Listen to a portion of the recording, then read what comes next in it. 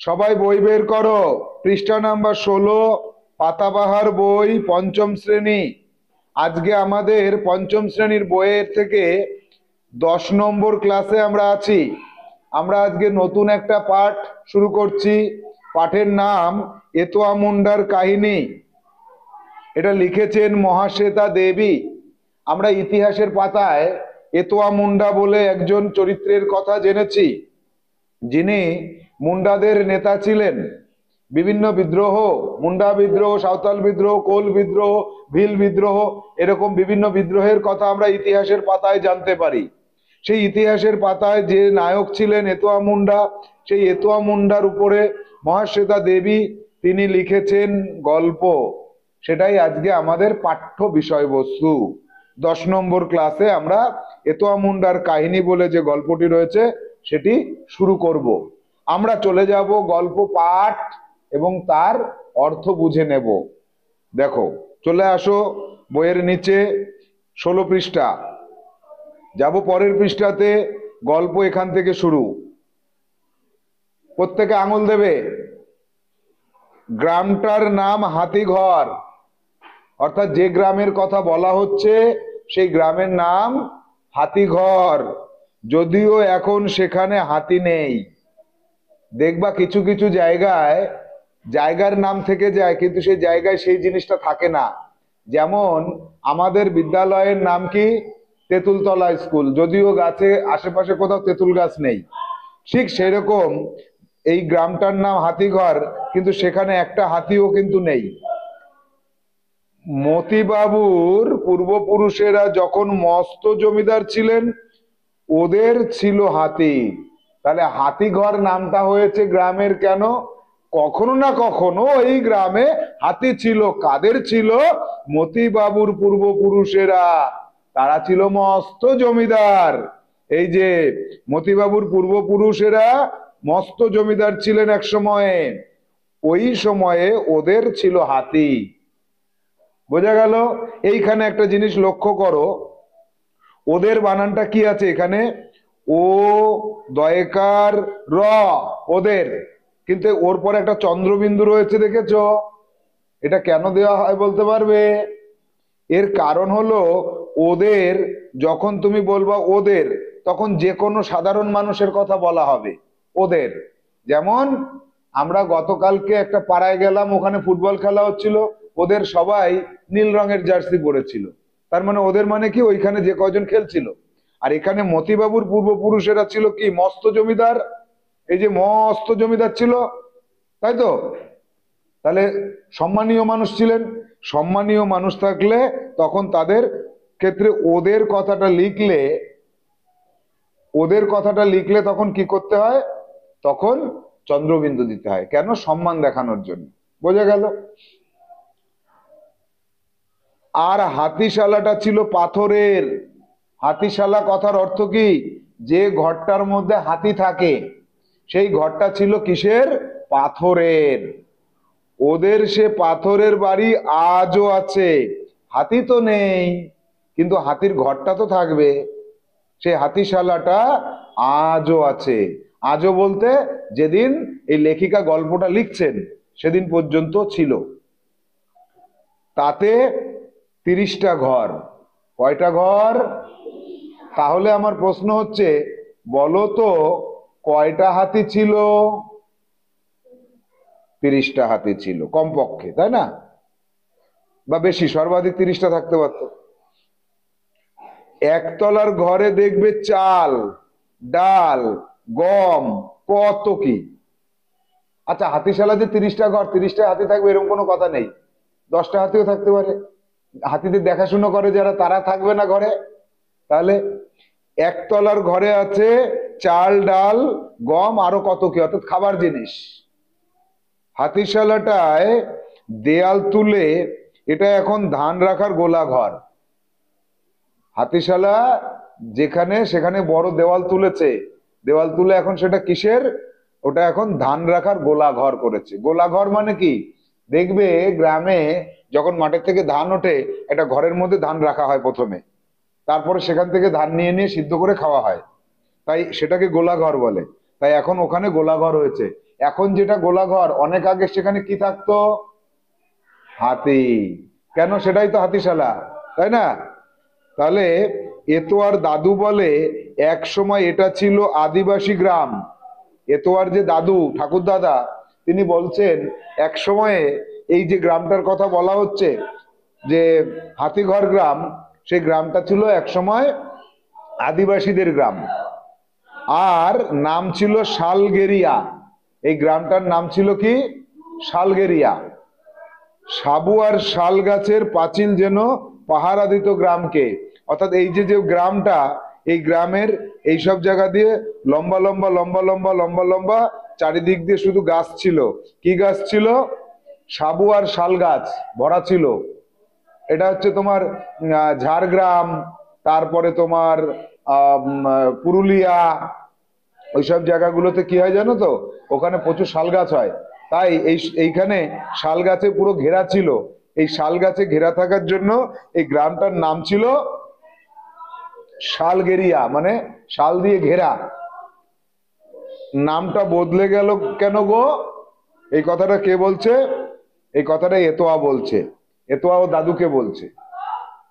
বাবুরা এলো, আমাদের সব নিয়ে গেল। বাবুরা মানে ইংরেজরা। ইংরেজরা আসলো, আদিবাসীদের সবকিছু তারা নিয়ে গেল। আদিবাসীরা কিছু বললো না, প্রশ্নটা এতোয়া করছে, বুঝেছো? এই যে নামটা বদলে গেল কেন, এটা হচ্ছে এতোয়া বলছে। আর দাদু বলছে যে বাবুরা এলো, সবকিছু নিয়ে গেল। আবার এতোয়া বলছে আদিবাসীরা কিছু বললো না কেন। তখন দাদু আবার কি বলছে? তুই বড্ড বকিস এতোয়া, বড্ড বকিস তুই, শুধু কথায় কথায় খালি প্রশ্ন করিস। তোর বাপেরও এত কথা শুধাবার সাহস হতো না। তোর বাপের মানে তোর বাবার, মানে ও তো তার বাবার বাবা। তাহলে যে কথা বলছে দাদু, তার ছেলে হচ্ছে এতোয়ার বাবা। বলছে তোর বাপেরও এত কথা শুধাবার সাহস হতো না। শুধাবার মানে জিজ্ঞেস করার। বলছে তোর বাবারও কিন্তু এত কথা আমাকে জিজ্ঞেস করার সাহস হতো না, আর তুই বড্ড বকিস। লেখাপড়া জানতাম না, সরকারের আইন কানুন বুঝতাম না, তাতেই আমরা হেরে গেলাম। তুই যে প্রশ্ন করছিস যে আমরা কিছু বললাম না, আমরা বললাম না কারণ আমরা তো লেখাপড়া জানতাম না, সরকারের আইন কানুন জানতাম না, কাগজে কি সব লেখা সেগুলো পড়তেও পারতাম না, বুঝতামও না, তাই আমরা হেরে গেলাম। বাবুরা এসে কি সব নিয়ম করলো, সেই নিয়মের মধ্যে আমরা পড়ে গেলাম এবং আমরা হেরে গেলাম, তাই আমরা আর কিছু করতে পারলাম না। এবার এতোয়া বলছে, দাদু এই কথাটা বলো, নিজের দেশ ছেড়ে তোমরা কবে এলে এখানে? দাদুরে বলছে, দাদু তোমরা বলো তো নিজের যে দেশ সেটা ছেড়ে এখানে কবে এলে? তখন দাদু বলছে যে হাজার হাজার চাঁদ আগে। তখন আবার এতোয়ার দিকে দাদু তাকিয়ে দেখে কি এতোয়া হাসছে। বুঝাই হাজিল ছেলে কোথাকার, হাসছিস কেন? এই যে হাসছিস কেন, এই হাসছিস কেন কাকে বললো? এতোয়াকে বললো। বললো যে এই এতোয়া, এই তুই হাসছিস কেন? হাজার হাজার চাঁদ আগে এই কথাটা বলেছি, আর তুই তার জন্য হাসবি কেন? হ্যাঁ, এতোয়া দাদু তার ওরে বলছে। এতোয়া যেই শুনেছে যে হাজার হাজার চাঁদ আগে, অমনি ঠিক ঠিক করে হেসে দিয়েছে, এরকম করে হেসে দিয়েছে। আর দাদু বলছে কি যে এই তুই হাসছিস কেন? তখন এতোয়া কি বলছে? এতোয়া বলছে এখন কেউ চাঁদ দিয়ে বছর হিসেব করে? তুমি যে চাঁদ বলছো হাজার হাজার চাঁদ আগে, চাঁদ মানে বোঝো 29+1 দিন, অর্থাৎ 29.5 দিন। এই 29.5 দিনে এক চাঁদ মানে এক মাস। আমরা এখন সূর্য দিয়ে গুনি, 30 বার সূর্য উঠবে এক মাস হবে, 30 বার সূর্য উঠলে এক মাস হবে। আর আগে কি করা হতো? এক পূর্ণিমা থেকে আবার পরের পূর্ণিমা, আকাশে যে চাঁদ উঠবে বড় চাঁদ, এই পূর্ণিমা থেকে এই পূর্ণিমা 29+1 দিন, অর্থাৎ 30 দিন এক চাঁদ বা এক মাস। তাই বলছে হাজার হাজার চাঁদ মানে হাজার হাজার মাস আগে।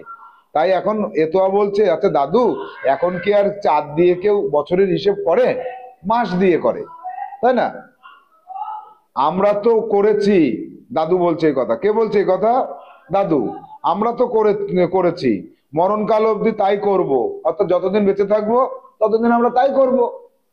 আমাদের আদি পুরুষরা দেশ ছাড়লো, সিধু কানু যখন সাঁওতালদের নিয়ে সাহেবদের সঙ্গে যুদ্ধে নামলো, সে কি ভীষণ যুদ্ধ, সাহেবরা জিতে গেল, সাঁওতালরা এদিক ওদিক পালিয়ে বাঁচলো, এখানে যারা এসেছিল তারা বন কেটে বসত করলো, সে কি আজকের কথা রে?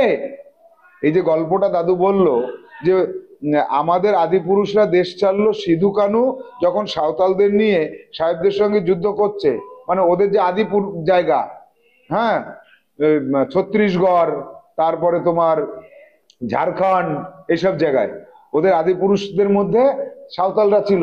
সাঁওতালরা তখন যুদ্ধ করলো, হ্যাঁ, সিধু কানু যুদ্ধ করলো, যুদ্ধ করে কি করলো যে হেরে গেল, ভীষণ যুদ্ধ করলো, সাহেবরা জিতে গেল মানে ইংরেজরা।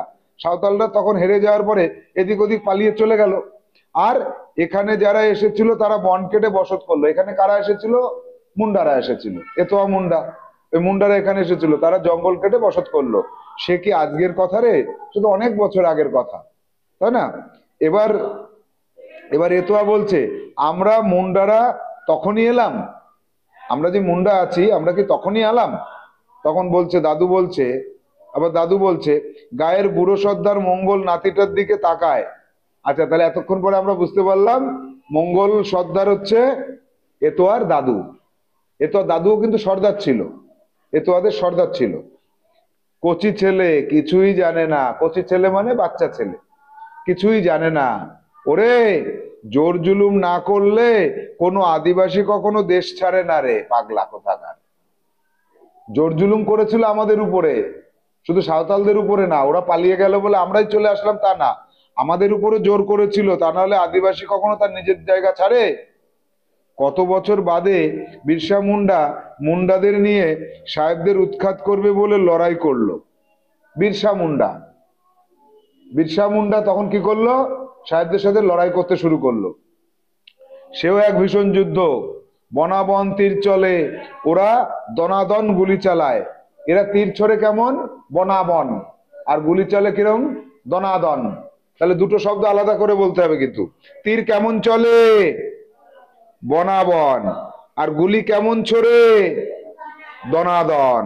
সাঁওতালরা করলো হুল, আর আমরা করলাম উলগুলান। তাহলে সাঁওতালরা যে যুদ্ধ করলো সেই যুদ্ধটার নাম তারা কি দিল? হুল। আর মুন্ডারা যেটা করলো, মুন্ডাদের নেতা কে ছিল? বিরসা মুন্ডা। এ তো অত তখন ছোট, ও তো গল্প শুনছে, বিরসা মুন্ডার কথা শুনছে। এই যে মুন্ডারা যে মানে যুদ্ধটা করলো সেই যুদ্ধের নাম কি? উলগুলান। হারলাম তো আমরাও। বাতাসের মুখে পাতার মতো বাংলা, উড়িষ্যা, বিহার, আসাম কত জায়গায় যে গেলাম, কত বন কেটে বসত বসালাম। এখন মুন্ডা সাঁওতাল সব দেশে। অ্যাকচুয়ালি ওরা তো সারা দেশে ছিল না, ওরা ছিল একটা নির্দিষ্ট জায়গায়, সেখান থেকে হেরে গেল। হুল করলো কারা? সাঁওতালরা। আর উলগুলান করলো কারা? মুন্ডারা। এই দুটো যুদ্ধতে ইংরেজরা জিতে গেল। কামান যদি একবার মারে না, পটাপট পটাপট পটাপট, তখন বাতাস যখন জোরে বয়, শুকনো পাতা এরকম ছেড়ে দেখেছো? শুকনো পাতা উঠতে উঠতে চলে যায় না? ওরকম শুকনো পাতা যেরকম উড়ে যায়, তখন ওরাও ওদের জায়গা থেকে উড়ে চলে গেল। মানে গুলির যেভাবে মারতে লাগলো, ওরা সব পালাতে লাগলো। পালিয়ে যে যেখানে পেরেছে, বাংলা, বিহার, উড়িষ্যা, আসাম, ত্রিপুরা, যেখানে যেখানে পেরেছে সব জায়গায় ওরা ছড়িয়ে ছিটিয়ে পালিয়ে বেরিয়েছে, জঙ্গল কেটে বসতি স্থাপন করেছে। তাই বলছে এখন মুন্ডা সাঁওতাল সব দেশে। আগে তো সব দেশে ছিল না, আগে ছিল একটা নির্দিষ্ট জায়গায়, এখন সারা দেশে ছড়িয়ে গেছে, সব দেশে। হলো? এবার আমার প্রশ্ন, আমার 1 নম্বর প্রশ্ন শুনে নাও সবাই। 1 নম্বর প্রশ্ন হচ্ছে, মুন্ডাদের যে বিদ্রোহ হয়েছিল সেই বিদ্রোহের নাম কি? বলো। উলগুলান 1 নম্বর প্রশ্ন। 2 নম্বর প্রশ্ন, মুন্ডাদের যুদ্ধে কে নেতৃত্ব দিয়েছিল? কে নেতৃত্ব দিয়েছিল? বিরসা মুন্ডা। কে দিয়েছিল? জোরে কথা বলো, কে দিয়েছিল? বিরসা। বল, বিরসা মুন্ডা। 3 নম্বর প্রশ্ন, 3 নম্বর প্রশ্ন, এতোয়ার দাদুর নাম কি? মঙ্গল, বুড়ো সর্দার মঙ্গল, গায়ের বুড়ো সর্দার মঙ্গল। আচ্ছা, 4 নম্বর প্রশ্ন, সাঁওতাল এবং মুন্ডারা সারা দেশে কিভাবে ছড়িয়ে পড়লো? প্রশ্ন 4টে লিখে নেবা, ঠিক আছে? পরে ভিডিও ক্লাস থেকে লিখে নেবা। তাহলে বিরসা, বিরসা না, মুন্ডা এবং সাঁওতালরা সারা দেশে কিভাবে ছড়িয়ে পড়লো? তাহলে উত্তরটা কি হবে? উত্তরটা শুনে নাও, উত্তরটা লিখে নিয়ে আসতে হবে। HW দিলাম, এই 4টে প্রশ্ন HW। উত্তর হবে মুন্ডারা উলগুলান এবং সাঁওতালরা হুল নামক যে লড়াই করেছিল, সেই লড়াইতে ইংরেজরা গুলি চালিয়ে তাদের হারিয়ে দিয়েছিল। তখন তারা প্রাণে বাঁচার জন্য পালিয়ে দেশের বিভিন্ন জায়গায় চলে গিয়েছিল, বাংলা, বিহার, উড়িষ্যা, আসাম এবং অন্যান্য বিভিন্ন জায়গায় তারা চলে গিয়েছিল, বন কেটে বসতি স্থাপন করেছিল। এইভাবে তারা সারা দেশে ছড়িয়ে পড়লো। পারা যাবে না? তাহলে এই 4 নম্বরের প্রশ্নটা থাকবে 3 নম্বর থাকবে, আর এগুলো সব এক এক করে থাকবে। 1 1 2 3 আর 3 6। ঠিক আছে?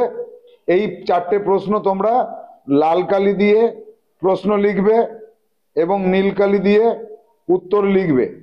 এটা লিখে নির্দিষ্ট সময় জমা করতে হবে, দেখাতে হবে। তাহলে আজকের মতো আমরা গল্পের 16 এবং 17 পৃষ্ঠা শেষ করলাম।